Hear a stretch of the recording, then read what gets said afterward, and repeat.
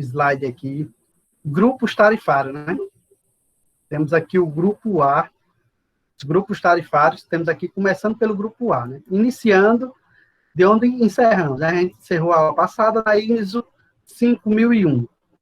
E agora a gente vai entrar em noções gerais sobre fornecimento de energia. Como é que essa energia é fornecida, como é tributada. Então, a gente divide nossas faturas de energia em grupos. Grupo A, grupo B. Vamos começar pelo grupo A, né? O subgrupo A1, ele tem uma tensão de fornecimento igual ou superior a 230 mil volts. Poucas pessoas estão nesse subgrupo aqui. No Rio Grande do Norte, eu conheço apenas um cliente mais específico, não sei se ele já é 230 mil. O grupo Petrobras parece que já é nesse nível aqui. São pouquíssimos grupos. A própria Cosern recebe energia nesse nível, de 230 mil volts.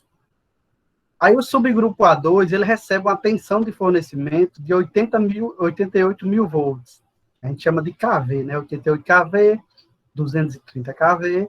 Então, de 88 a 138 kV é o subgrupo A2. Então, são faixas de clientes diferenciados, com a tensão altíssima. Tem um subgrupo A3, que recebe tensão em 69 mil volts. Um dos clientes que eu conheço em 69 aqui do estado do Rio Grande do Norte é o Shopping Midway. Shopping Midway tem uma subestação de 69, que ela pega toda a sua energia, recebe em 69 kV e transforma, ela baixa e alimenta todo o shopping, né? Aquele shopping que mais parece uma cidade, né? De tão grande que ele é. O subgrupo A3A tem uma tensão de fornecimento de 30 mil a 44 mil volts. Então, aqui, ó, já vai... Veja que vão baixando os níveis de tensão, mas aqui ainda está em altíssima tensão, né? Subgrupo A4 é a tensão de fornecimento de 2.300 volts a 25 mil volts. Essa faixa de tensão aqui, ela é um pouco mais difundida. Quase todas essas indústrias cerâmicas que estão aqui próximo da gente, os clientes que têm transformador na porta do seu empreendimento, ou seja, dentro do seu empreendimento, ele é atendido diretamente com o transformador, ele está nessa faixa. A faixa que ele é atendido aqui no Rio Grande do Norte é em 13,8 kV. Então, ele é um subgrupo A4.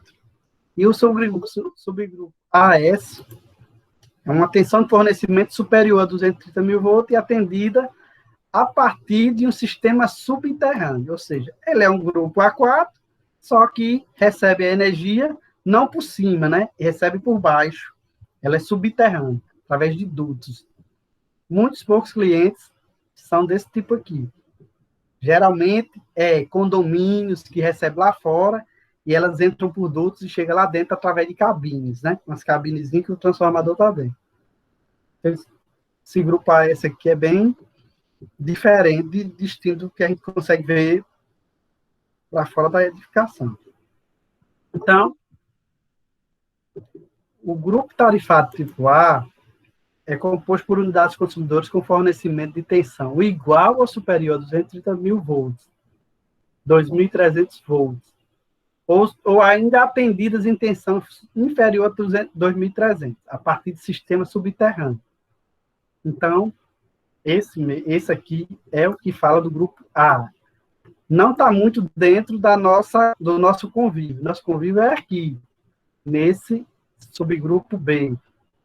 Agrupamento B, composto de unidades consumidoras inferior a 2.300 volts, ou ainda atendida com tensão superior a 2.300, caracterizada pela estruturação tarifária monômica, e subdividido em seguintes grupos. Agora, o grupo B, ele é esse grupo... Uma das faturas do grupo B que você tem acesso é na sua própria casa, né? Então, é um grupo de pessoas comuns, né? Então, ele pode ser do tipo residencial, B1, residencial baixa renda, geralmente coloca o NIS na conta e ele consegue ter uma fatura diferenciada. Subgrupo B2, rural. Professor, Subgrupo B... Oi? No caso, esse grupo A seria o grupo, então, vamos dizer assim, de alta tensão, não é isso? E o B de baixa tensão? Poderia dizer isso? Isso. Só que olhe que no grupo A tem um grupo específico, apenas um, o AS, Sistema Subterrâneo de Distribuição. Ou seja, esse daqui, subterrâneo, ele pode ser de baixa tensão. Sendo subterrâneo, ele se enquadra nesse grupo de A, né? Mas ele não necessariamente ele é de alta tensão. Ele pode ser, mas se ele for de baixa tensão e vier subterrâneo, ele vem para o subgrupo AS. Agora, os demais aqui são realmente todos eles de baixa tensão. Esse B1 residencial, o residencial baixa renda, o B2 rural, o B2 cooperativa de eletrificação rural. Antigamente tinha essa cooperativa, né? Aqui no Vale do Açu existia a Serval, mas ela, por motivos aí diversos, teve que ter sido vendida para a COSERN, para que a COSERN atuasse. Quando a COSERN foi vendida, ela botou uma cláusula de barreira que comprasse todas as cooperativas. Então, a COSERN foi vendida aqui. Então, ficou sem essa cooperativa no Rio Grande do Norte. Aí, subgrupo B2, Serviço Público de Irrigação. E o subgrupo B3 também. Então, pessoal, aqui, você entenda, tem esse subgrupo B4, Iluminação Pública. Só quem conhece o subgrupo B4 é os clientes, são os clientes públicos, né? Porque eles, os prédios públicos, a parte pública é que tem essa parte de iluminação pública. Essa iluminação pública é cobrada, é taxada em todas as faturas de energia de toda a cidade. Então, todas essas faturas contribuem para a iluminação pública. Vai uma verba da COSERN, ela cobra, quando ela recebe, ela manda para as prefeituras, para que as prefeituras cuidem da iluminação pública municipal. Então, veja só o tamanho do recurso que a prefeitura recebe para dar de conta, né, dessa iluminação, que nem sempre é satisfatório, né? A gente sabe, muitas vezes fica aí dias sem funcionar, mas são os ossos de ofício. Ela tem a obrigação de encaminhar o recurso. Então, o poder público faz o que ele quiser. Bem feito ou mal feito, ele tem o dinheiro para gerir esse recurso, né? O recurso de iluminação pública. Então, essa fatura do subgrupo B4, iluminação pública, só tem acesso os órgãos públicos, né? Principalmente prefeituras. Então, a gente vai começar a entender os termos técnicos sobre demanda contratada e assim por diante, para que na frente a gente possa entender e procurar fazer um projeto de eficiência energética, porque eficiência energética, na verdade, é procurar ver o que o cliente está gastando, está perdendo, e transformar isso em um benefício para ele. Muitas vezes os clientes estão pagando uma energia alta demais para o que eles consomem, para o que eles precisam. Por quê? Devido a uma má gestão da energia. Hoje em dia, existem aí algumas empresas que têm departamentos só de eficiência energética, para tratar sobre isso. São empresas que consomem de 30, 40, 50 mil reais mês de energia. Então, ela precisa de uma pessoa atenta a isso, né? Que procure trazer a eficiência para dentro do empreendimento dela. Então, aí a gente vai começar a entrar nos conceitos, né? Demanda é a média das potências elétricas ativas ou reativas solicitadas ao sistema elétrico pela parcela da carga instalada em operação na unidade consumidora. É assim. Demanda, ela é feita para grupo A, né? Porque nós consumidores comuns, a fatura é assim: quilowatts consumidos, quilowatts tributados. No cliente tipo A, ele tem que dizer à concessionária quanto ele vai querer todo mês, antecipadamente. Ou seja, se ele tiver uma subestação de 75 kW na sua porta, que é a menor que tem, para cima, ele vai ter que dizer à COSERN quanto ele vai consumir no mês, gaste ele ou não. Muitas empresas hoje, nesse tempo de pandemia, estão pagando energia, pagando demanda, e não está consumindo, porque não estão produzindo. Olha só o tamanho do prejuízo, né?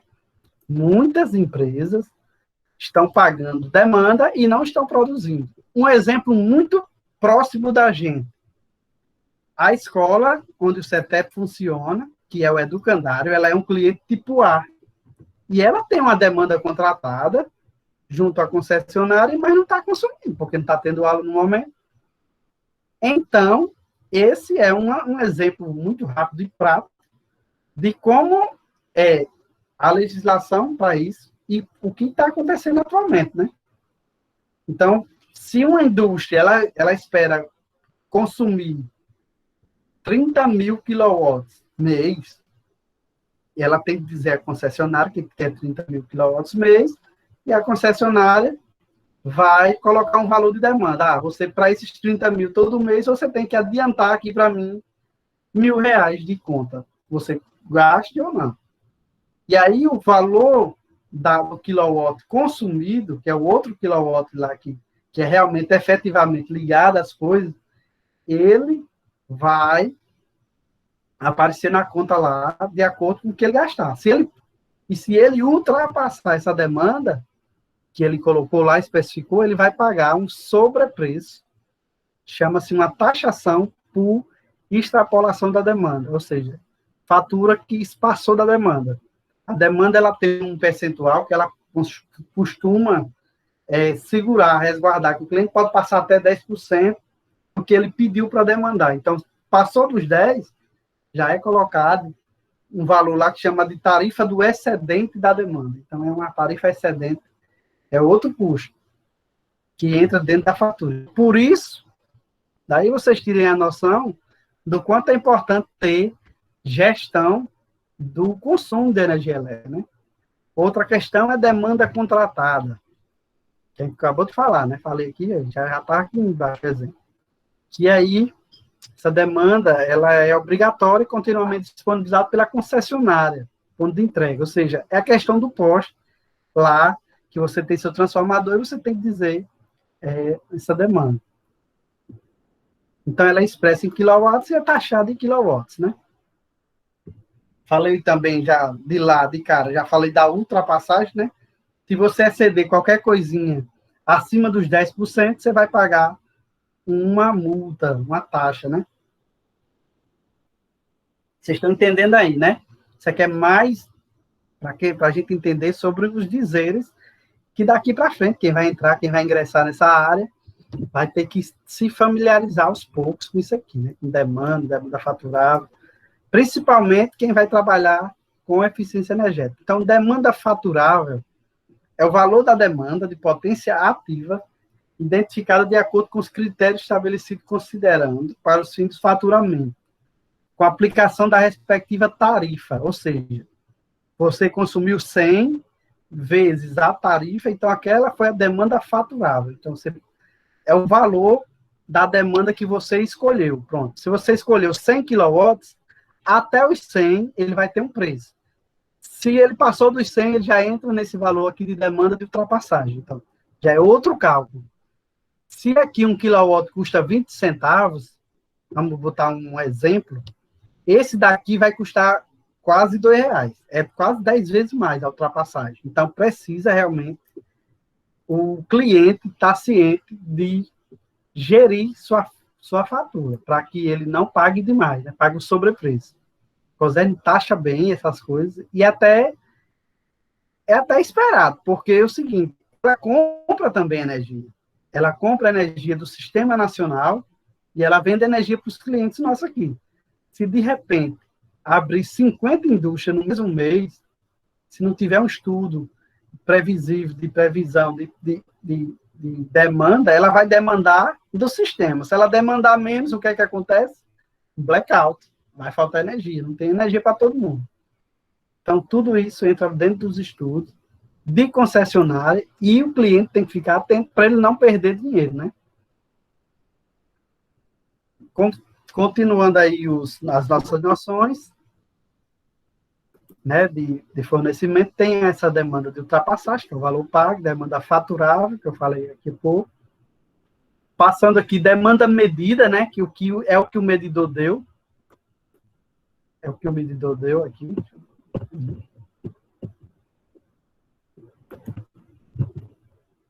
Deixa eu voltar aqui. Consumo em quilowatt-hora. Esse consumo é o que você está consumindo. Se você tiver uma bomba de 1 kW ligada em 1 hora, ela vai consumir 1 kWh. Se você tiver uma bomba de 10 kW de potência ligada em 1 hora, você consumiu 10 kW por hora. E esses quilowatts-hora, ele vai sendo contabilizados, vai se transformar numa conta de energia de quilowatt-mês. Então, vai ter um somatório completo de um mês, então vai dar 1 kW-mês de um valor X lá. Que é esses consumos aqui, isso aqui é tudo que tem na sua conta de energia, de acordo com o nível de tensão que você espera, né? Tarifa de energia elétrica. É um conjunto de tarifas aplicáveis às componentes de consumo, né? Componentes são essas: o consumo normal, natural, o consumo que vai estar excessivo, um consumo de reativo, que é outra ramificação da nossa eficiência energética, né? Então, essas tarifas, se somando todas, tem uma tarifa também, que eu falei há pouco, né? A tarifa de iluminação pública. É um percentual da sua conta multiplicado por um valor que vai ser entregue para a prefeitura, para que ela faça a gestão desse recurso e transforme em melhorias do sistema de iluminação pública. Tem o sistema tarifário convencional, que é uma estrutura caracterizada pela aplicação das tarifas de um consumo de energia elétrica e ou demanda, né? Então, esse sistema tarifário convencional, ele está aplicado a um tipo de conta lá. Dentre essas contas que a gente acabou de ver, ó, o grupo B é um sistema convencional. E aí o grupo A são outros, um subgrupo. Então, esse sistema convencional tem os valores das tarifas dele, né? Vamos para cá. Voltar para cá, pronto. E aí a gente entra no sistema tarifário orostacional, que é uma estrutura caracterizada pela aplicação de tarifas diferenciadas de consumo de energia elétrica e demanda de potência de acordo com as horas. A gente viu que tem determinadas horas do dia que a energia ela é mais cara. Por quê? Se toda a energia tivesse um custo só, não teríamos horário de verão. O horário de verão já é um horário interessante para que tenha economia de energia, para que indústrias ela parem de usar a energia na hora de ponta, a chamada hora de ponta, é a hora que todo mundo está consumindo. E é a hora que o sistema sofre um grande impacto. Então, se ele não for robusto o suficiente para mandar energia para todo mundo nesse horário, esse horário é um horário que pede muita energia. Então, esse é o horário que compreende das 5h30 até as 8 horas da noite, é o chamado horário de pico. Então, indústrias pagam mais caro nesse horário. Elas pagam energia mais cara nesse horário. O que é que elas fazem? Elas desligam seus equipamentos durante esse horário, ou elas trabalham no menor nível possível de custo, diminui, para quê? Para que ele não seja tributado. Esse horário também é caríssimo. Quase 10 vezes o valor da tarifa comum, do horário comum. Isso também vale para a gente? Como é? Vale para a gente também? Para nós, consumidores normais, não. Mas veja que quando eles precisam que o sistema funcione bem, que precisa da economia, eles botam para a gente, né? Coloca naquele período de... É porque o presidente Bolsonaro, ele acabou com isso, né? Ele acabou com esse horário de verão, mas todo ano tinha. Todo ano existia o horário de verão. Mas esse, por norma do presidente e o próprio ministro de Minas e Energias achou melhor que não continuasse, beleza, não tem. Mas quando tinha, caía para nós, consumidores comuns, ter que acordar mais cedo, o dia começava mais cedo e tal. Teve tempo que até no Nordeste teve. Mas nesse momento, a gente não está tendo mais esse tipo de ajuste. E nas indústrias pesa, né? Porque é o seguinte, o nosso quilowatt hoje, ele está em volta de uns 75 a 85 centavos o quilowatt. Na indústria, 1 quilowatt, ele está custando 20 centavos. Mas a demanda dele de uns 15 centavos, 35. Olha só, ela é 35 centavos quando ela é ajustada com a concessionária. Quando ela vai para uma tarifa hora sazonal, esse valor muda. Por quê? Porque o valor, quando está na hora da hora sazonal, ele é 10 vezes mais caro. E o valor de demanda excedente, ela também é por aí, uns 10 vezes mais caro. Então, se você não tiver uma gestão de energia, você vai pagar caro. Só de imposto, só de excedentes, entendeu? Por isso que ela bota valores bem abaixo, para que eles consumam conscientemente, e se eles errarem nas contas dele lá, de demanda e de outros, eles consigam recuperar o valor do que eles pagam também caro para o Sistema Nacional de Demanda, né, pela demanda nacional. Então, é uma faca que pode cortar para o bem ou para o mal, mas depende de quem? Do empreendedor, do dono do empreendimento, ele saber que ele necessita ter uma pessoa que olhe para esse consumo. E se paga, viu? Tem aí multas, tem valores excedentes que custa quase mais da metade da conta, 2 vezes a conta. Se você for desequilibrado, desorganiza tudo. Existe também uma conta, uma fatura, chamada de, aqui no Rio Grande do Norte, de B2, acho que é B2 ou é B3, rural. Aí essa medição rural, a partir de 6 horas da noite, o quilowatt ele passa a ser 5 centavos, é 10 centavos, 1 quilowatt. Depois desse horário, depois de 6 horas da manhã, é 50 centavos. Então, o rural, né, quem precisa irrigar, aquele tarifa irrigante, né, ele procura irrigar durante a noite, que é barato, e durante o dia ele consome o menos possível. Então, se ele der bobeira e começar a irrigar durante o dia, não tiver uma gestão, se os funcionários fazem coisa tudo errado, ele vai ter um sobrepreço fora do normal, né?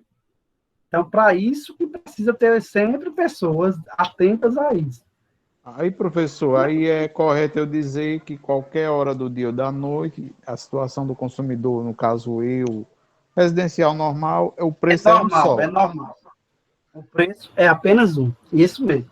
Existe uma tarifa agora... Mas quem mora em centro da cidade paga mais caro, né? Uma tarifazinha a mais. Quem mora existe uma... quem mora na cidade, ela tem uma tarifa um pouco mais elevada do que quem mora na zona rural. Ela tem os benefícios aí que acontecem. E existe uma conta nova, que a gente ainda não está muito familiarizado, que é a tarifa branca. Essa também tem hora, ela também é pela hora, o horário. Ou seja, se você sabe as horas que vai consumir, tem uma hora que ela é mais barata. É interessante também, é uma tarifa nova, está chegando aí, a COSERN já botou ela para os clientes degustar, quem quiser, vai lá, pede, ela tem 1 quilowatts com preço diferenciado em cada hora do dia. É bem interessante. Que o cliente, vamos dizer que o cliente, ele só chega em casa à noite para dormir. Tem gente que é assim, passa o dia fora. Só consome à noite. Então, se ele for uma tarifa branca, é o horário mais barato de energia. Depois de 8 horas da noite, é a hora mais barata. Então, ele vai consumir a maior parte do seu consumo da noite para a madrugada. De manhã ele sai, de tarde ele não está em casa, só chega de noite. Esse consumidor, se ele pensar bem, ele vai para essa tarifa branca. Então, tem essas coisas, né? Tem o cara querendo ser gestor de energia, pronto, um técnico em eletrotécnica pode ganhar a vida só com isso, analisando faturas, dizendo que vai ficar olhando, ficar monitorando, e tem patrão para pagar por isso, né? Que a gente tem muitos clientes aqui que pagariam por isso, porque paga só, não só ela é rentável, como também você tira as despesas de um funcionário. Vamos dizer que o técnico, tanto ele faça as instalações elétricas do empreendimento, como olhar essas faturas, corrigir, rapaz, você está pagando excedente, você está pagando fator reativo, que é é uma conta também, que também sai, se a pessoa souber fazer gestão, colocar para os clientes uma solução que é através de correção de reativo, que existe, e é bem fácil. Todo mundo que sai aqui do curso, se tiver um mínimo de estudo, ele sai sabendo fazer, sabendo corrigir uma fatura. Nesse curso de eficiência, se a maioria da turma tivesse um pouco mais avançada, eu iria corrigir fator de potência nele agora. Mas como a gente ainda não viu o próprio fator de potência, que vai ser lá na frente, quando vocês forem ver, vou colocar dentro da grade, a gente vê isso, para que a gente saiba fazer a conta. É uma conta bem interessante e muito viável para que vocês ofereçam o serviço para o mundo afora aí, né? Porque é interessante a gente saber que das demais áreas, não só a eletrotécnica, não só é a infraestrutura elétrica, de ligar, de desligar, de trocar um motor, de trocar... Não, ela também tem a parte da gestão de energia, que é muito interessante e também muito lucrativa. Então, vamos continuando, né? Tarifa verde, né? Uma modalidade estruturada na aplicação de tarifas diferenciadas de consumo de energia elétrica de acordo com as horas de utilizações e períodos do ano. Além das horas, ela modifica o valor durante períodos do ano, ou seja, períodos úmidos, ou seja, períodos onde o reservatório tem mais água, onde a energia é mais barata, e períodos secos, onde os reservatórios de água, porque a nossa maior matriz hoje, ainda que influencia diretamente a fatura da energia elétrica nossa, é as hidrelétricas. Então, essas faturas, essa verde, ela entra nesse período do ano, onde ele leva em conta se a energia estará mais cara ou mais barata para o cliente. E aí ele influencia o cliente a fazer economia durante esses meses, através do horário e dos preços, sobrepeso. Nós sentimos esses períodos também, agora, através das taxas de bandeira, né? Bandeira amarela, verde, vermelha. Isso aí influencia diretamente no bolso de todo mundo, não só deles, dos grandes, mas da gente.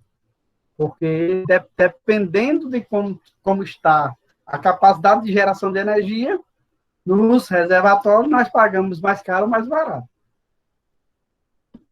Temos aqui também, falamos aqui do horário de ponta, né? Que é aquele período de 3 horas, geralmente de 5h30 até 8h30 da noite, que ela é consecutiva, né? Que é o horário que realmente mais se precisa de energia. Só não coloca eles nos sábados e domingos, que não tem, né? Geralmente, esses horários, depois de 5h30, no sábado e domingo, já é horário que o pessoal não está mais em indústria, não está mais produzindo. Realmente já é mais aliviado. Temos horário fora da ponta. A ponta é essas 3 horas, né?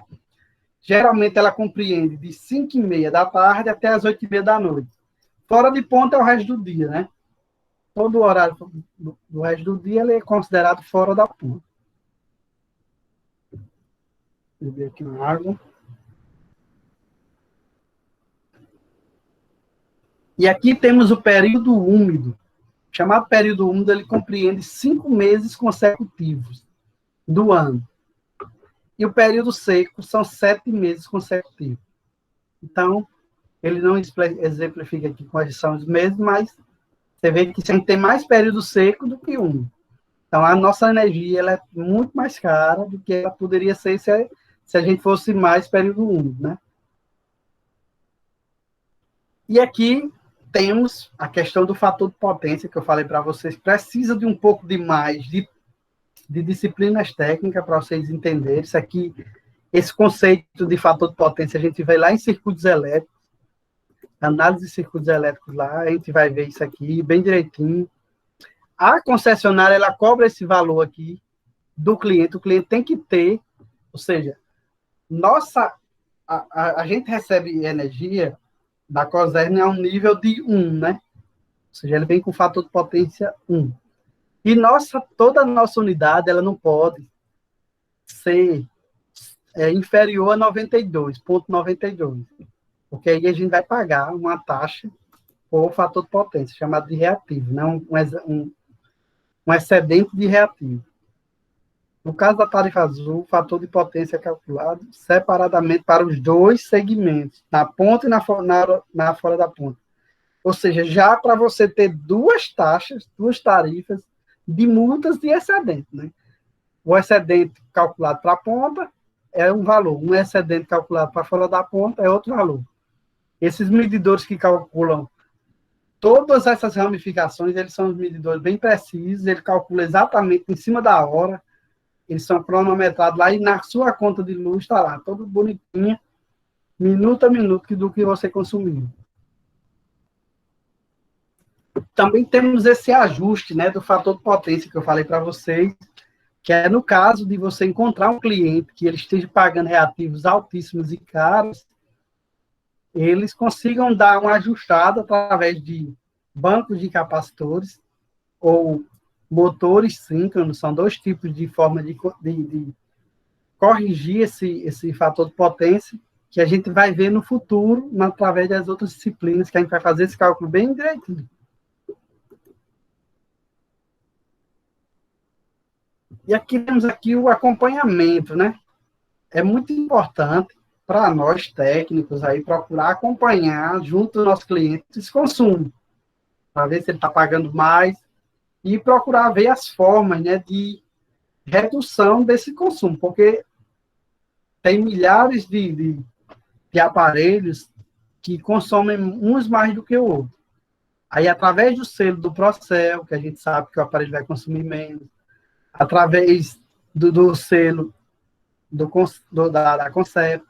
Então, tudo isso que a gente, toda aquela teoria que a gente viu lá atrás, aqueles programas de incentivo à eficiência energética, eles vêm para nos alertar para que a gente procure caminhar com aqueles aparelhos o mais novo possível, todos os aparelhos novos que saem aí, é bom sempre ter, que a indústria for trocar o seu material, o seu equipamento, troca por equipamento cada vez mais eficiente, para que tenha um retorno financeiro diretamente, né, porque a energia é cara, e também um retorno de eficiência, né, isso também influencia na natureza. Por quê? Imagine se nossa demanda por energia só crescesse cada vez mais, e a gente não tivesse outra forma a não ser ter que inundar áreas para formar barragens e colocar mais um hidrelétrico. Hoje a gente está aí com muitos parques eólicos, eles estão fazendo aí a parte deles, estão ajudando bastante, mas o que será de nossas praias se toda a praia tiver parque eólico até na beira do mar, né? Porque se brincar, a demanda crescendo demais, vai ser necessário sempre colocar mais torres. Tem país que está inventando, está inovando e colocando as torres dentro do mar. Ou seja, nem mais dentro do mar você consegue ter um local invadido por essas tecnologias, né? Quem foi que levantou a mão? Pode falar. Sou eu, professor. Eu acho que você é a pessoa certa para fazer essa pergunta. É uma dúvida que eu tenho, eu já escutei muito. A pessoa deixar um eletroeletrônico plugado na tomada, mesmo ele desligado, sem stand-by, esse eletroeletrônico, ele está consumindo energia mesmo assim, mesmo sem estar ligado em stand-by? Ele tem um consumo só dele estar ligado, porque é o seguinte, veja só, lá na tomada, a energia está até ali. Tudo está energizado. Na sua casa, só por ela estar esperando os equipamentos serem ligados, ela já tem um custo de disponibilidade, ou seja, já tem um consumo mínimo, muito mínimo. Mas só que, vamos para o segundo caso, né? A partir do momento que essa tomada está lá no lugar dela, ela energiza da tomada até a fonte do seu eletrodoméstico. Ou seja, não estou consumindo nada, mas está ali o custo de disponibilidade. Está na chegada, está mais. Ou seja, ao se aproximar do seu equipamento, ela está ali a qualquer momento esperando por um clique. Clicou, ligou. Ou seja, ela tem um. Agora me fugiu o nome específico, tem uma demandazinha mínima de ter uma energia inicial muito próxima. Ou seja, ela está tendo ali, está aguardando. Tem umas que essa fonte ela tem um consumozinho de 5 watts, de 2 watts, fica consumindo, esperando ligar. Vamos dizer que você tem um notebook, né? Veja só, um notebook, você está ligado com ele na tomada. Só que o notebook ele tem uma fontezinha antes de chegar com o cabo no próprio notebook. Ele converte energia para níveis de... que esse nível de tensão que a gente recebe na nossa casa é um chamado corrente alternada, e através daquela fonte do notebook, ela converte em corrente contínua. É uma energia parecida com a da pilha. A pilha, essas pilhas que a gente compra convencionais, elas são em corrente contínua. E esse circuito vem aqui e alimenta o computador. Mas antes de chegar no computador, ele passou pela fonte, né? Quando o computador puxa a energia, a fonte esquenta mais, porque está tendo o trabalho de estar convertendo. Mas só pelo fato de você não estar ligado e estar lá aquela fonte consumindo, ela tem um consumo, um custo de disponibilidade, porque aqui na ponta do cabo do computador, ele está tendo uma energiazinha esperando aqui, em corrente contínua, que já foi trabalhado pela fonte. E da mesma forma, são todos os outros nossos aparelhos eletrônicos. Todos eles têm uma fonte de convenção, ou seja, uma fonte para converter a energia de alternada para contínua, para que o aparelho ligue. Ou seja, toda ela já está transformada ali. Então, quando você coloca ela no aparelho e liga, a corrente, o fluxo de corrente aumenta. Mas só em estado, na fonte lá, existe um fluxo de corrente. Existe um fluxo de corrente. Existe uma transformação de energia. Então, tem um consumo mínimo, mas existe. Se você quiser eliminar esse custo, realmente tem que tirar tudo da tomada. E se a casa for, no caso, se for uma residência que você tem controle total dela, de os circuitos divididos, circuito de cozinha, de quarto, de banheiro, existem casas que têm vários disjuntores, um para cada tipo. Lâmpada de muro, lâmpada de ar-condicionado, cada um. Se você puder desligar no disjuntor, você diminui também essa potência de disponibilidade dentro da casa inteira. Ou seja, mas você só pode desligar se não precisar, né? Vamos dizer que você vai desligar da cozinha, sabendo que a geladeira precisa estar ligada, né? Que é um eletrodoméstico que é indispensável de estar ligado direto, né? Então, a gente tem que ver também como vamos lidar com essa gestão. Mas que é interessante desligar a TV, o que tiver, é interessante. Por quê? Porque eles consomem, né? Ficou aí entendido, amigo? Ficou. Muito obrigado. Então, isso também é eficiência energética. Geralmente, quando você vê que tem empreendimento, tem lojas e tal, quando o dono sai, ele desliga lá no disjuntor. Por quê? Porque aquele empreendimento não precisa ter energia disponibilizada lá dentro. Quando ele sai, pode desligar tudo. Mas já outros não podem, né? Existe uma câmera de segurança, existe um alarme, aí sim ele tem que deixar tudo ligado. Tem alguns que podem desligar completamente, tem outros que precisam realmente que os aparelhos funcionem mesmo não estando em horário de produção. Então, aí sim, existe a necessidade de estar ligado e não tem o que fazer, tem que realmente pagar essa fatura, procurar economizar de outras formas, né? Colocando equipamentos eficientes. E aí a gente continua nossa conversa de eficiência, né? O que é o acompanhamento, né? Esse acompanhamento do consumo de eletricidade tem como objetivo conhecer em detalhes as despesas, verificar a evolução ao longo do tempo, se ela está aumentando, está baixando, e identificar ações. Porque é o seguinte, se um cliente ele tiver um transformador, esse acompanhamento é muito importante para ver se ele está pagando muito excedente, para que ele vá na concessionária e peça para revisar a demanda dele, aumentar a demanda, porque isso aí não custa nada. De 6 em 6 meses, a COSEN aceita esses reajustes de oferta, de demanda, de energia, e ela não cobra nada por isso, mas é de 6 em 6 meses. Então, tem que estar ligado que daqui a 6 meses você pode trocar. E feito uma troca de disponibilidade, você só vai poder fazer outra realização dessa depois de 6 meses. Então, é um contínuo estudo de gestão de energia que quem está lá dentro das indústrias está olhando, né? Então, veja que é uma coisa que necessita constantemente desse olhar, né? Alguém com mais alguma dúvida? Eu quero escutar aí vocês. Essa aula é muito interessante, mas eu não queria falar só. Queria que tivesse mais dúvidas. Quem sabe a gente aprender mais aqui. Alguém aí diz alguma coisa? Ou pois não, Mayara? Me tire só uma dúvida. Quando a gente deixa o carregador do telefone na tomada, tira o telefone e deixa o carregador ainda lá? Gasta do mesmo jeito? Tem um telefone carregando?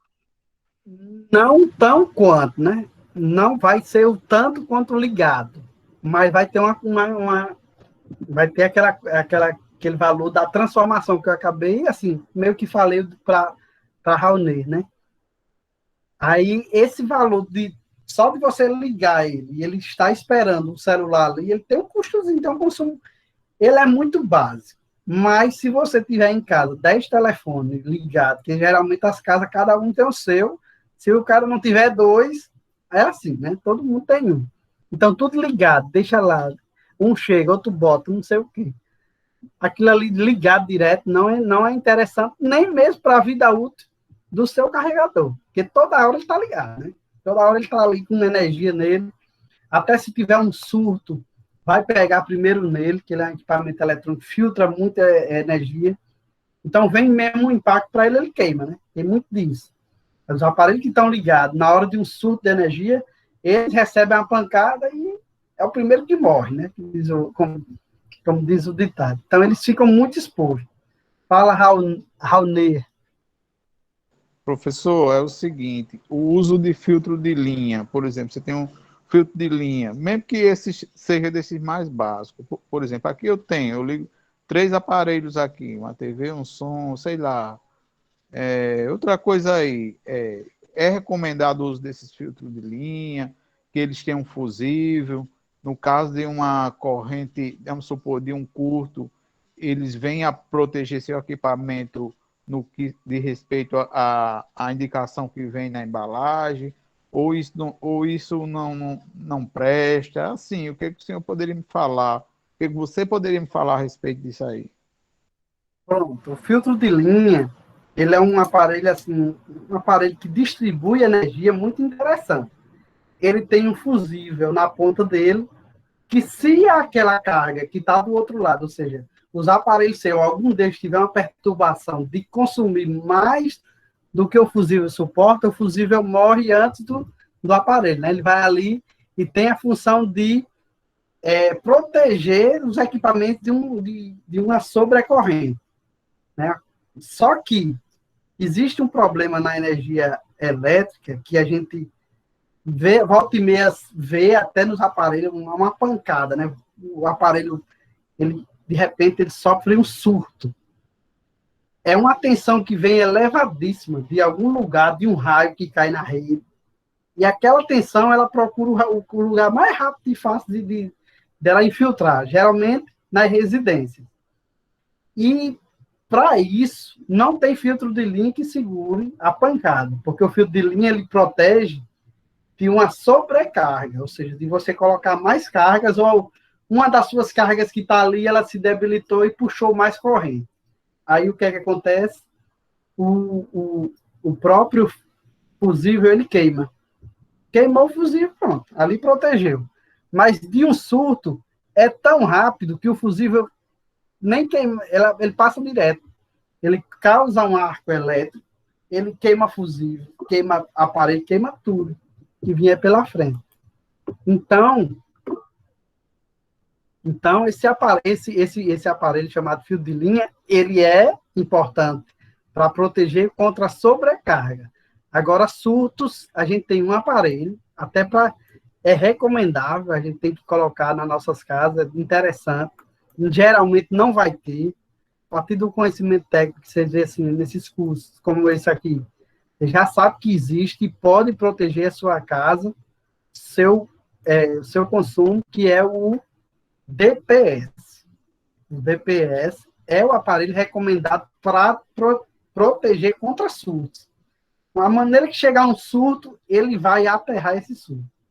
Você vai ter que ter um sistema de aterramento, uma haste de aterramento grande, a partir de 1,5, já é interessante colocar essa haste, bater lá na terra realmente, não pode botar no cimento, não pode botar num copinho de areia, como eu já vi algumas pessoas aterrando desse jeito. Não, tem que realmente estar na terra, tem que estar no solo, e aí sim, esse DPS ele vai fazer esse papel.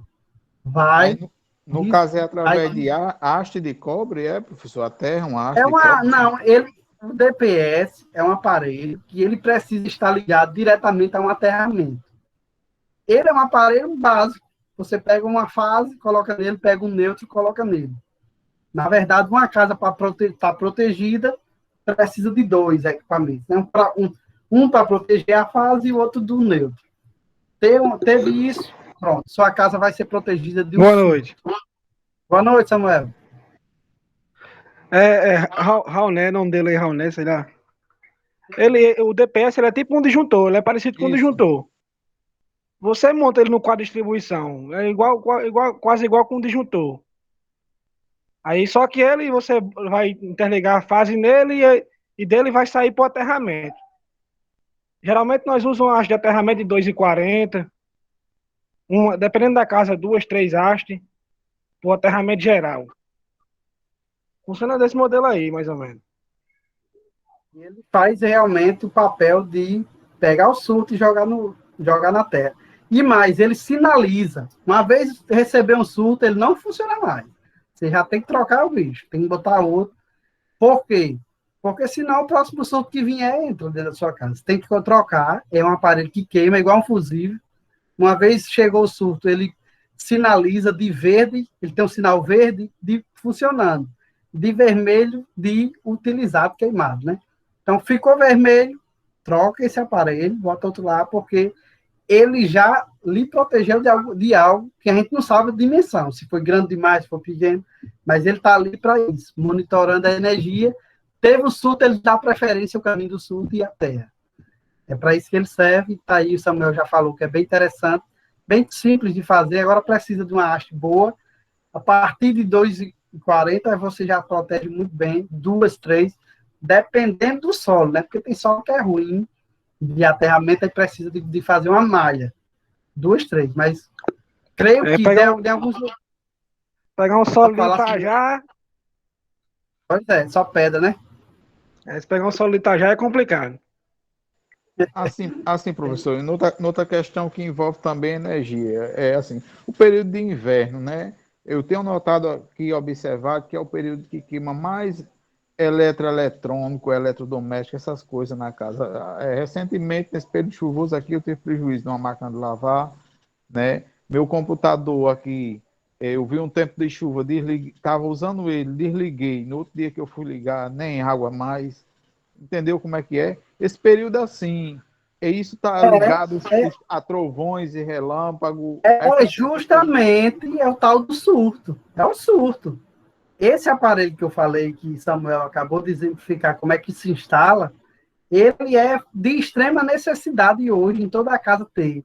Só que não tem, né? Conhecimento técnico só se aprende assim. Numa aula dessa, a gente conversando e chega nesse denominador de encontrar isso. Aí você já está sabendo que ele existe. E você já está vendo que tem problema com energia. Aí você queima um computador que vale 1.000, 2.000, 3.000, por causa de um aparelhinho que é R$100. R$100 você tem o DPS e mais as hastes aí, não sei quanto é, no orçamento básico. Você vai lá, monta o seu DPS. Você pesquisar no YouTube, o cara lhe ensina a fazer, a colocar. Todo mundo tem. O YouTube hoje é uma grande escola, né? Ele ensina muita coisa. Então, ele vai ensinar a instalar um DPS. Como instalar, você instala. E você hoje, a partir de hoje, já sabe que o DPS é de extrema necessidade, de importância, para períodos de inverno, que é onde toda a nossa rede fica suscetível a raios, a trovões, a cargas, né? A carga, ela procura ela procura cair sempre no ambiente que tenha metal. E onde tem mais metal? Onde está mais próximo o metal da Terra, tá nos fios, né? Então, antes de cair na terra, eles procuram fios, procuram quina de prédio e tal, essas coisas. Mas sempre cai na rede. E essa rede joga para todas as casas. Ela não dá tempo de cortar, não. Ela não corta. Ela vai direto, joga para nós aí o prejuízo. E uma vez tendo prejuízo... Assim, professor, não tenho conhecimento sobre essa área de eletricidade, mas assim, o que eu observo é o seguinte. Minha casa aqui é uma casa da Caixa. Mas eu tive a curiosidade de olhar as tomadas. E aqui não tem aterramento em nenhum canto, o que me surpreendeu. Porque uma casa dessa você paga os olhos da cara e mais um pouco, né? E a instalação elétrica dela foi tipo um boicote. É tanto que eu, sem conhecimento algum, mas eu peguei nos pontos mais importantes que eu achei, foi enfiando a haste de ferro, comprando haste e enfiando. Dentro de casa eu não quis nem saber. Furando, peguei a furadeira entre uma brecha de uma cerâmica e outra e meti uma haste embaixo. Porque, assim, eu fiz isso por conta própria. Eu não sei se isso está certo ou se está errado, mas eu fiz, porque não tem aterramento, entendeu? Nas tomadas não tem. Aí eu acho um absurdo, que era para ter uma casa dessa que a gente paga muito caro, era para ter um padrão, num padrão. É Panguaçu, é? Positivo. Isso Pronto, mesmo. pronto. Panguaçu já tem um solo melhor, né? Mas de onde você furou, pouca efetivação vai ter. Geralmente, como o Samuel falou, para ter aterramento é a partir de 2,40 m. Eu não sei se a haste que tu comprou, se você conseguiu colocar 2,40 m dentro de um quarto e tal. Se colocar pequena...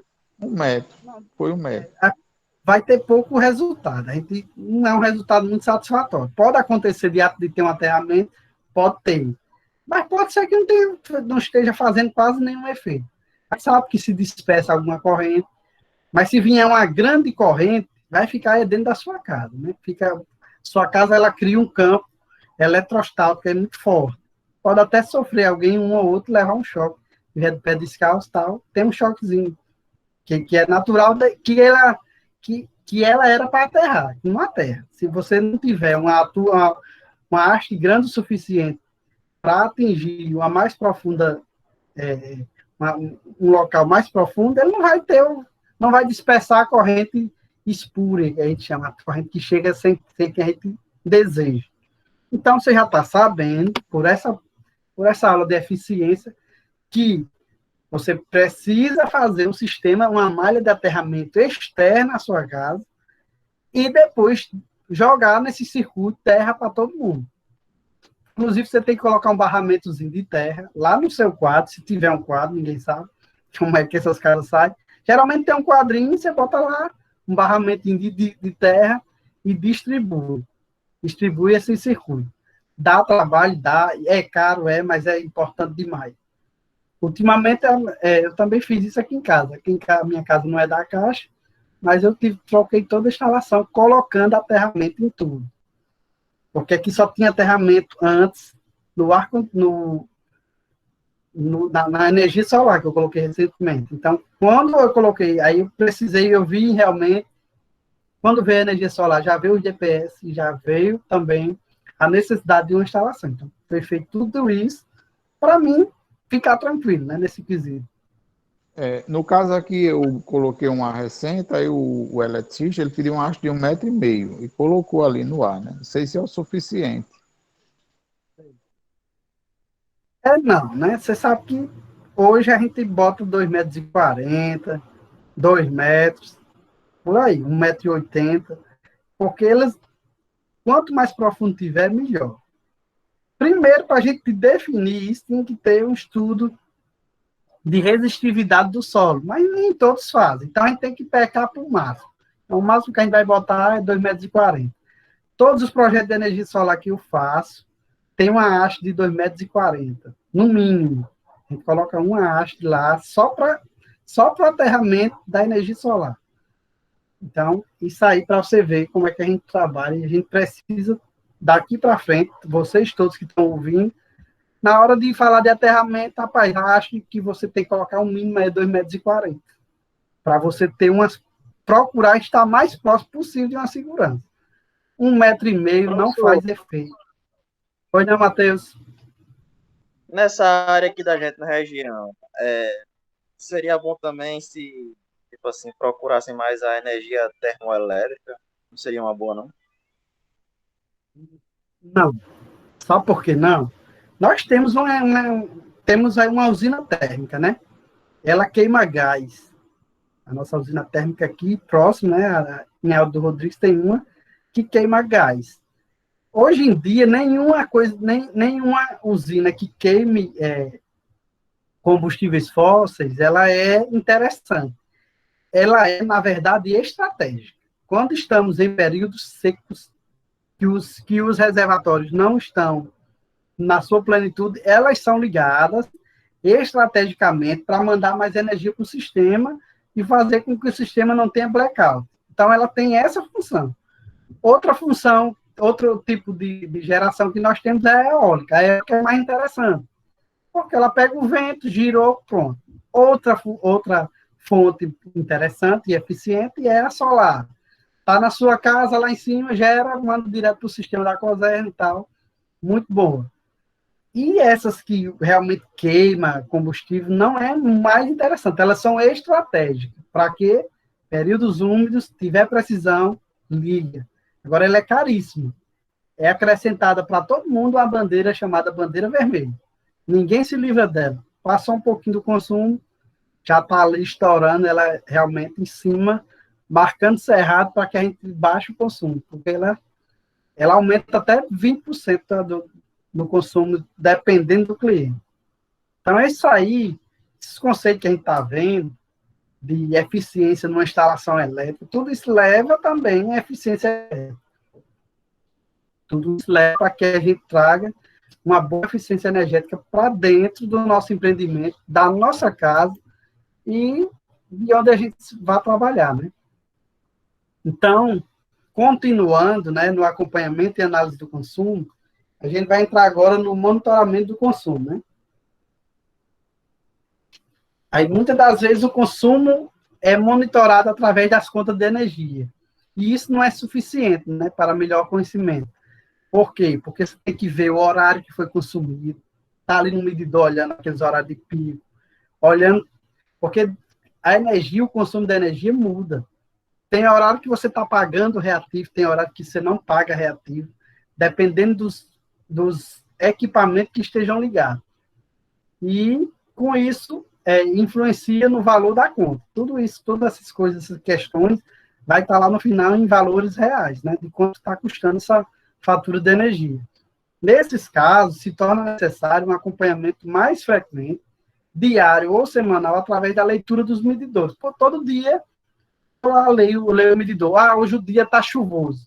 Quanto é que está consumindo essa indústria? Ah, hoje está consumindo tanto. Os ar-condicionados estão mais desligados, tal, o ventilador menos. Beleza. Hoje está no sol a pico. Vou olhar aqui o valor do consumo. Está tanto. Por quê? Porque hoje foi um dia...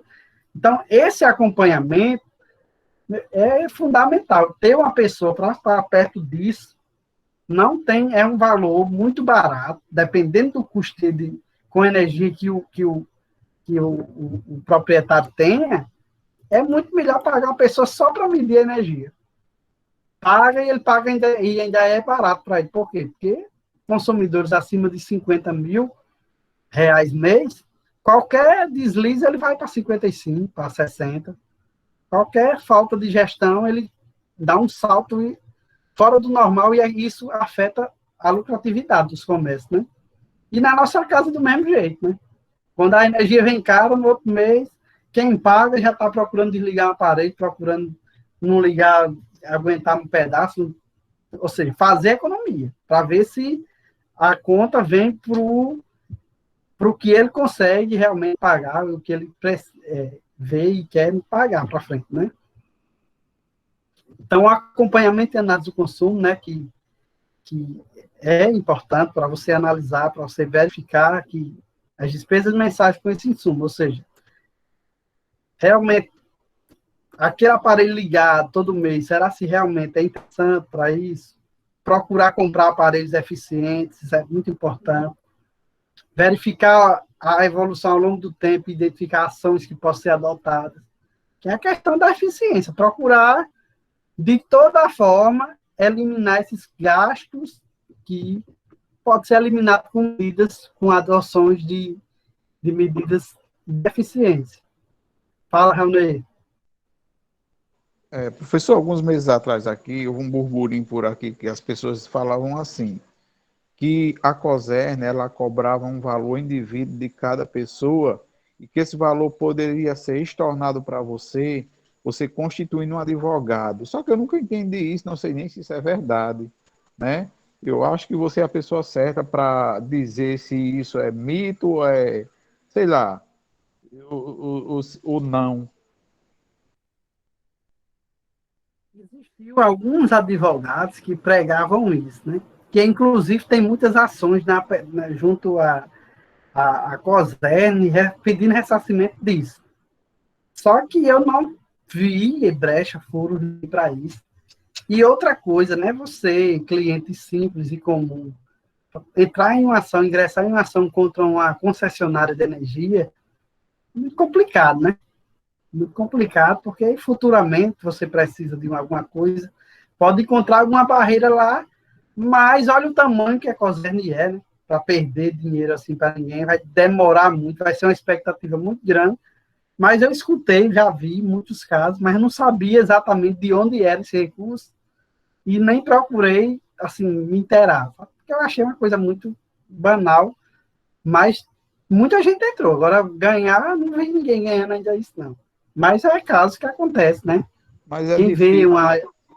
é difícil, muito professor. Eu digo a você que eu já estou com um caso com a COSERN aí, eu acho que se não fizer mais ou menos 7 a 8 anos que eu pago energia sem ter. E essa bronca minha, eu tenho uma casa lá no sítio, lá no interior, que vem desde a Ceval. Eu acho que você deve se lembrar da Ceval, uma companhia que prestava serviço para a COSERN, e essa bronca vem desde a Ceval. E até hoje eu já botei bem 3 advogados e eu não vejo resultado, e tudo indica que eu não vou ganhar. E até hoje era papel para mim. Certo que está lá constando lá que eu não pedi desligamento. Se a casa tem energia, houve uma situação lá que foi cortada, que foi, na verdade, não foi o vizinho lá que cortou, mas a COSERN está sabendo de tudo isso. Foi feito BO, então, assim, está tudo anexado um processo lá.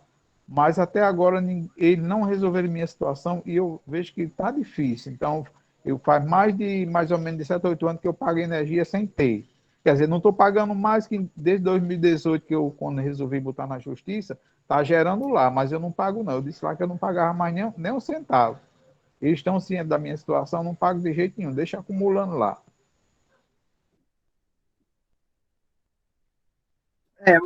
O seu caso é um caso bem peculiar, e eu não consigo entender muito bem como foi esse processo, assim, e fica meio complicado o pessoal entender, né, como foi.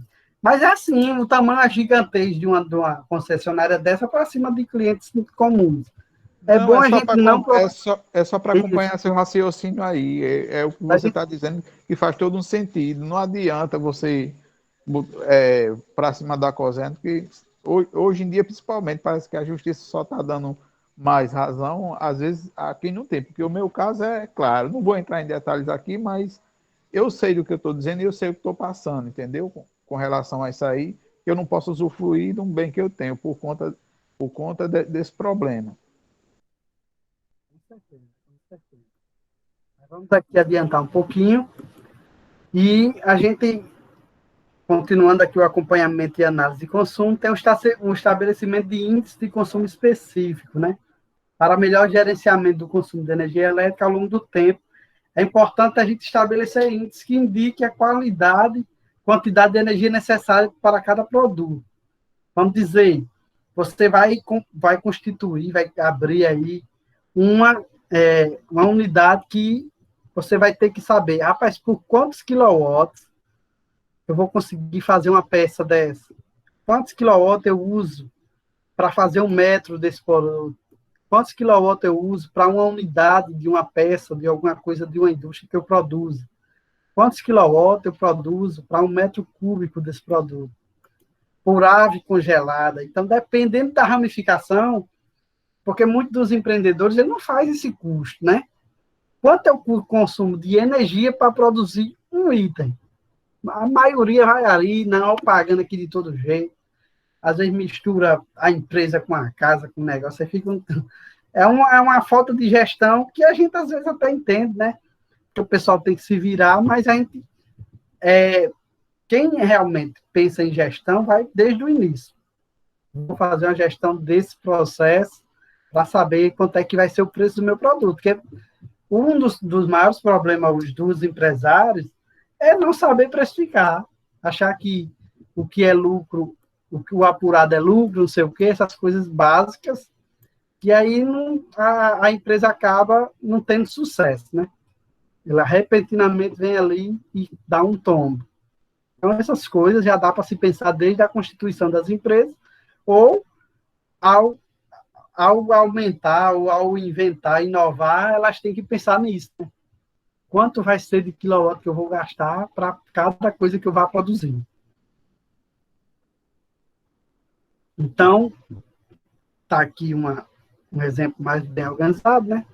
Que é o quilowatt por quilograma de peça, uma peça tratada, às vezes até uma tornearia, né? Quanto de quilowatt eu vou gastar para fazer esse tornear essa peça, ajeitar essa peça.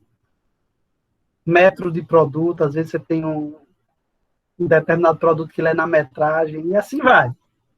É tudo que eu falei ali, só que de uma maneira mais organizada. Então, falando agora de instalações elétricas, né, que é a parte mais mecânica nossa de fazer as coisas, né, de mexer, de trabalhar.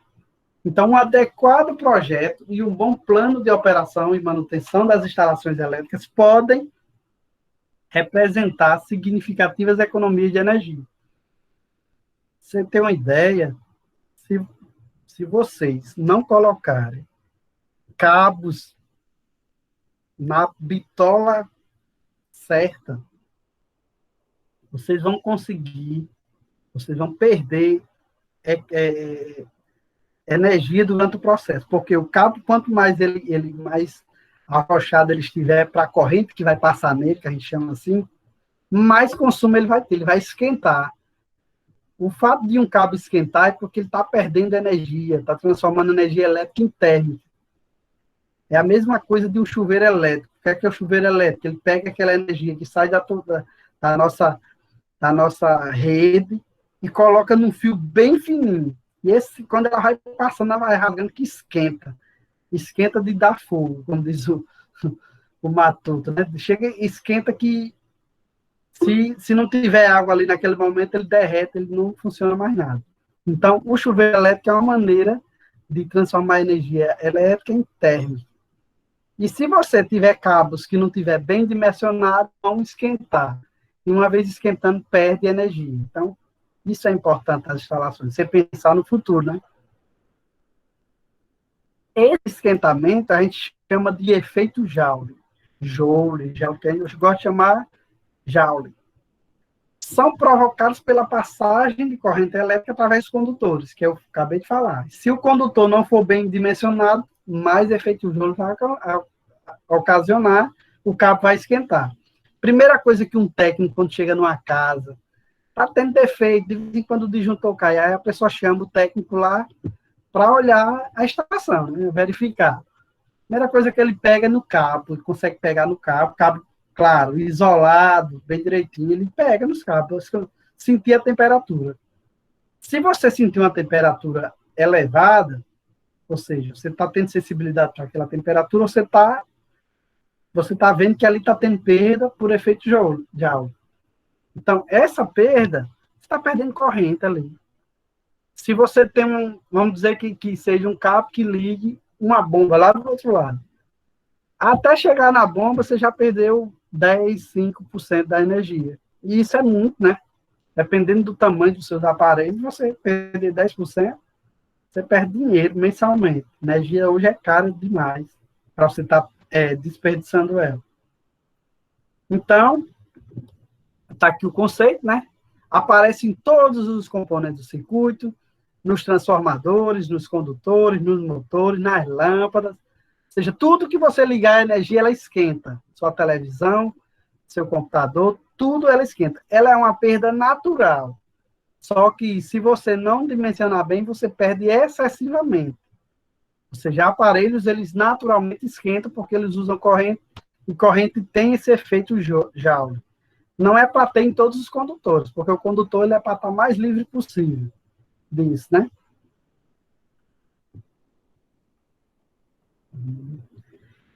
Segundo elemento é a perda por esterese. São provocadas pela imantação remanescente do ferro. Nossa energia, ela fica oscilando, ela oscila do mais para o menos, direto. Ela é uma hora, em um segundo, ela tem 60 ciclos. Por isso que nossa energia a gente chama de 60 Hz de frequência. Ou seja, ela funciona, ela faz um comprimento de onda ali, girar 60 vezes por segundo. Então, durante um segundo, ela passa 60 ondas daquela, do mais para o menos. Então, momentaneamente, o aparelho é magnetizado e desmagnetizado 60 vezes por segundo. E para isso, para esse aparelho ainda continuar em funcionamento, ele tem essas perdas por esterese, são provocadas pela essa imantação do ferro. E em todos os circuitos magnéticos, ou seja, tudo que envolver magnetismo, que é nos transformadores e nos motores, essencialmente, que são circuitos magnéticos que estão aí tendo perdas diretamente. Toda hora está tendo perda. Você veja como a energia chega, é distribuída com perdas, chega na nossa casa em perdas. E muitas, né? Também temos as perdas por correntes de Foucault. Também é um nome aí que é um nome diferente. São originadas pelas correntes parasitas induzidas, que tornam mais significativas os circuitos magnéticos também. É o seguinte, nesse momento que essa nossa tensão, ela oscila mais ou menos, tanto ela provoca com a esterese, como essa corrente de Foucault, que é uma corrente que, tipo, ela vai no sentido contrário. Se você estava no menos e agora está no mais, o que acontece? Existe uma corrente de menos que vai tentar atuar contra o mais para equilibrar o jogo. Mas isso acontece tão rápido que isso, no final, é colocado como perdas, né? Perdas de corrente de Foucault.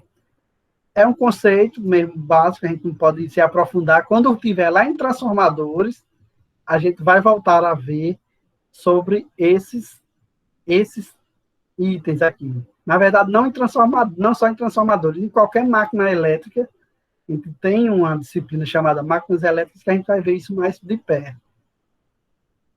Então, vamos aqui atuando aqui nas perdas nas instalações elétricas. Temos agora os tipos de energia, né? A energia ativa e a reativa.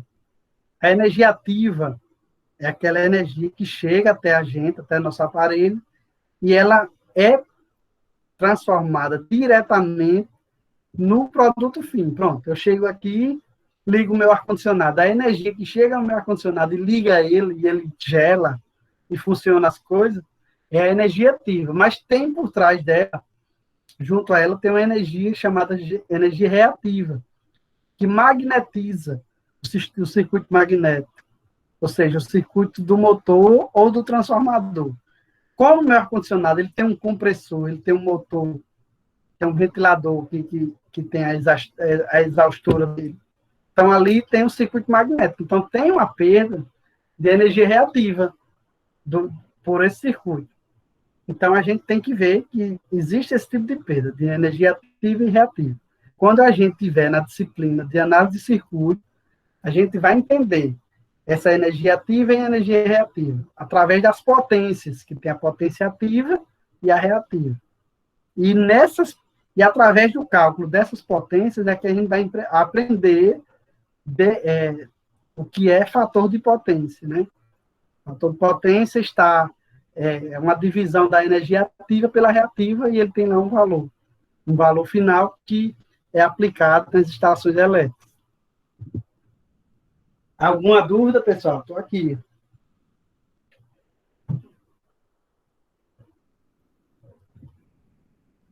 Tá tudo bem? O negócio aqui tá... Então, a gente vai ver agora o conceito dos transformadores, né? É um aparelho importantíssimo para todo o sistema elétrico nosso. E eles são equipamentos estáticos, né, que transferem energia elétrica. Ela recebe um nível, vamos dizer, um transformador elevador. Ele recebe uma energia 220 volts e ele eleva para 13,8, que é outro nível de energia, que é o nível de energia de distribuição. Esse tipo de transformador é um tipo de elevador. Ele eleva a tensão, ele aumenta a tensão. Existe o outro tipo de transformador, que é um abaixador, que é um transformador que ele pega na rede elétrica de 3,8 e baixa ele para o nível de 220, que é o nível da nossa casa. Então, esse tipo de transformador é o abaixador. Então, nem todas as indústrias possuem transformadores em suas instalações. As empresas pequenas, com cargas instaladas iguais ou inferiores a 75 kW, conforme a norma, ou seja, abaixo de 75, o cliente não necessita ter transformador. A Cosern, ela mesma entrega essa energia para você. Você tendo uma potência instalada acima de 75 kW, é necessário você ter seu transformador, porque você já tem uma demanda, já tem um nível de tensão um pouco mais, um nível de potência demandada muito alto. E para isso acontecer, para que a concessionária ela lhe atenda, ela vai exigir que você faça um projeto elétrico, peça a demanda para um transformador de 75. Esse projeto ele é conferido e analisado, tem até 120 dias para a concessionária ligar a sua instalação ou não. Depende, aí ela vai olhar, ela vai dar ok, pronto, daqui a tantos dias eu vou olhar. Aí ela vai lá olhar seu padrão de entrada, sua energia, seu poste, seu transformador, se está de acordo com as especificações dela. Se tiver em acordo, ela liga. Se não estiver em acordo, ela manda refazer o projeto, refazer a obra. Então, tem um problema com a Cosern. Se você não fizer o projeto de acordo com a norma, você tem prejuízo. Para fazer um projeto de acordo com a norma, um técnico, um engenheiro, para analisar, para assinar e colocar esse projeto para funcionar.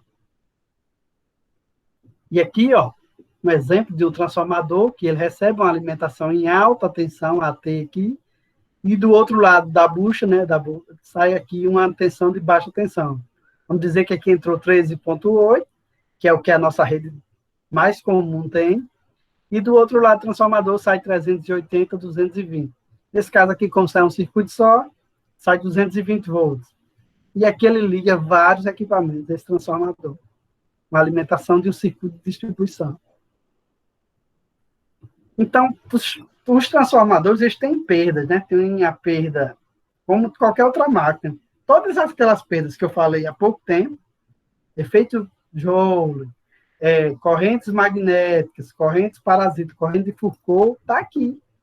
É intrínseco a esse aparelho, tanto ao transformador quanto ao motor, né? Eles consomem essa potência que não é útil. Então, entra uma energia disponível dentro do transformador, e ela é dividida. Perda no desenrolamento, perda no núcleo, e no final, uma pequena parcela é perdida e o restante vai para a energia útil, se transformar realmente em potência útil. O outro equipamento é o motor elétrico, né? Os tipos de motores elétricos mais utilizados pelas indústrias são os trifásicos, né? Que utilizam 3 fases para ser ligado. E os monofásicos são os de indução, os síncronos e os de corrente contínua. São todos os tipos de motores que a indústria consome, e é uma das demandas que mais pesam no nosso sistema elétrico, essa demanda de motores elétricos em indústria. Porque para produzir, tem uma máquina que vai girar, vai cortar, e essas máquinas são ligadas a motores. E esses motores têm um consumo que eles basicamente de 30% a 40% de todo o nosso consumo de energia elétrica é através de motores elétricos. Então, eles sendo mais eficientes, com certeza, a energia vai render mais, né? Então, você deve escolher um motor sob o ponto de vista da conservação da energia. Olhar se ele é um motor que tem um bom rendimento. E o principal fator é a potência nominal. Vamos ver se ele precisa realmente daquela potência, né? Você às vezes compra um motor de 10 CV, se você precisa de um de 5. Está tendo perdas, né? Então, isso também tem que ser levado em consideração. Então, nossa aula de eficiência energética, ela encerra em motores elétricos, e na próxima aula, temos mais 2 aulas, eu vou falar sobre uma maneira de você entrar para a eficiência energética, jogar no jogo da eficiência energética, que é através de implantar um sistema que ele vai economizar energia para você. E o que eu tenho mais familiaridade, tenho mais facilidade de falar de um sistema é o sistema de energia solar, né?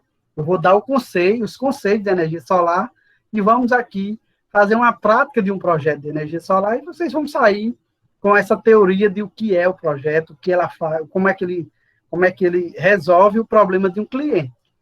Beleza? Alguma dúvida aí de vocês? Não. No momento, não. Então, vamos aí ver. Vamos ver aí, essa aula encerra por hoje, né? Vai se falando aqui pelos grupos. E eu vou ficar aguardando vocês para a próxima aula, falar sobre... Professor, Hoje não, coloque os slides lá no grupo, viu? eu vou colocar no grupo, eu vou passar para a Fábio, já. Igual da aula passada, bem rapidinho. Pronto, tá A certo. gente vai resolver esse problema nosso, viu? Tranquilo? Alguma dúvida? Vou ter que sair agora que eu estou de saída para resolver uma bronca ali, viu? Minha presença aí, por favor. Pronto, aqui estão todos presentes. Eu não vou... a gente não está fazendo chamada, mas estamos aí ligados em vocês aí, vendo todos vocês. Eu estou olhando aqui. Ok, boa E noite. é o seguinte, Boa noite, professor. boa noite. Qualquer coisa, estamos aí. Estamos no grupo para tirar dúvidas, viu? Ok. Até a próxima. Até. Alguém tem mais alguma dúvida que eu possa solucionar aqui? Se eu souber, né?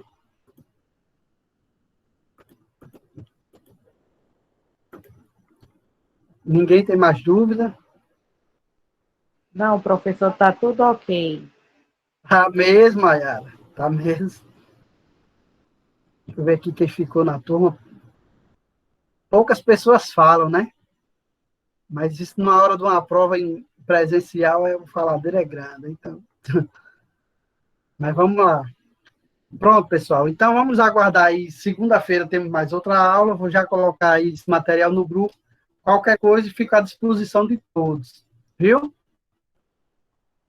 Tá certo, professor. Até segunda, se Deus quiser. Tá bom. Tchau.